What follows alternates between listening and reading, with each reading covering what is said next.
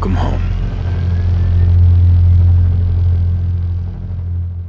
Welcome ladies and gentlemen, my name's Epoxy. So today Bethesda released a new collection of some Fallout 4 concept art, taking a look at environments, locations, NPCs, creatures, and just overall attention to detail in the game. Let's start it off with some of the more basic concept art, starting with the Pip-Boy. Now, we have what looks like to be two models of the Pip-Boy here, one being the textured model and the other being non-textured. Now, what I found interesting about this is that they're both in fact significantly different designs. I find this even more interesting because they went through the effort of modeling the arm underneath the Pip-Boy and even the intersection of the Pip-Boy as well, leading me to believe we may see some sort of Pip-Boy customization or maybe even different Pip-Boys within the game. What makes this thought more believable is the Pip-Boy we saw on the workbench in the Fallout 4 garage. Speaking of going through the effort of modeling something, we also get a look at the inner detailing and modeling of the power suit, the Protectron, and the Mr. Handy, and also the Sentry Bot in Fallout 4. This shows us the attention to detail in Fallout 4 and also gives us insight into how good the destruction of these robots and armor may actually be in the game. And since we're now on the topic of destruction, let's go ahead and look at some of these concepts of the environments within Fallout 4. We see a few locations that we've seen before and that are somewhat recognizable, the first being what looks like to be the glowing sea with a cracked ground and the greenish yellow haze we saw in the gameplay. And it honestly just looks like an overall deadly place, so it kind of matches up with the glowing sea.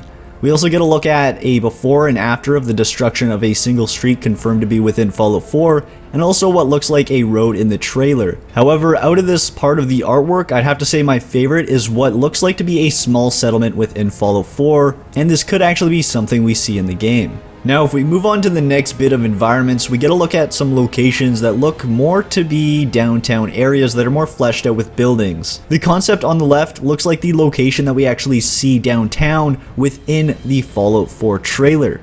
Now, this piece of world concept art may be recognizable to some. That's because we actually saw some of these locations within the shown gameplay for Fallout 4. The top left image is of the scene when we were making our way through the building to Preston Garvey, killing off the raiders. The images in the bottom left are of the room we meet Preston Garvey in, which was also shown previously in the gameplay.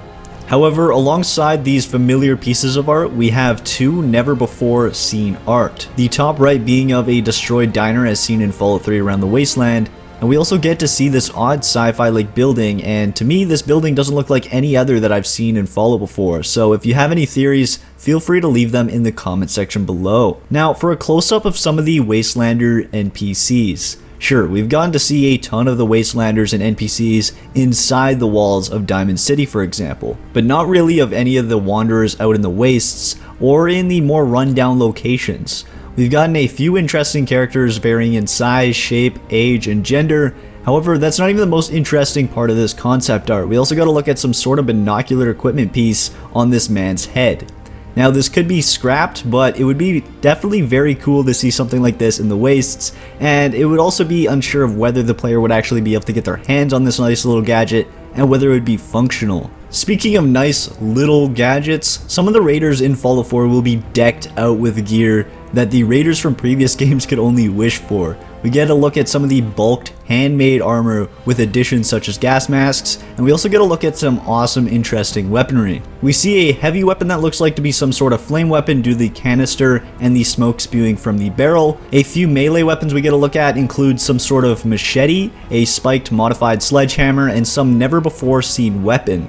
It could be something like a new art style leap for the Proton Axe, but it honestly just doesn't look like it to me. It just looks like a brand new weapon. We also see a sniper rifle, a minigun, and a pistol with a scope, and also what looks like to be multiple different shotguns, and possibly even one of them being some sort of assault rifle. Bethesda also decided to give us a close look at the variety of super mutants along with their armor types, but not only does this concept show us the possible different appearances in armor, but it also showed us some sort of super mutant with what looks like to be a gun attached and fused onto their forearms, something we've never seen done in the past, and these super mutants look like a whole other challenge compared to the ones we saw in Fallout 3. We also got an in-depth and massive preview at the handmade weapons within the concept art. We see the pipe guns including a light machine gun, multiple pistols, shotguns, rifles, and the Norm. We also got to look at a ton of weapon modification possibilities such as barrels, stocks, clips, grips, scopes, and more. We also got to look at a ton of variety for handmade weaponry with the ability to completely transform your weapon from a submachine gun to a sniper or a pistol to a full-fledged assault rifle. The possibilities are outstanding, and if we even see a majority of these in the game, we could be looking at practically hundreds of weapons in the game due to how complex the modification system is and the ability to make handmade weaponry. Now, before we leave the topic of weapons, we also got to look at the Shish Kebob and the Ripper along with all their modifications. The Ripper alone with 10 different combinations in this concept, and the Shish Kebab with a total 14 different combinations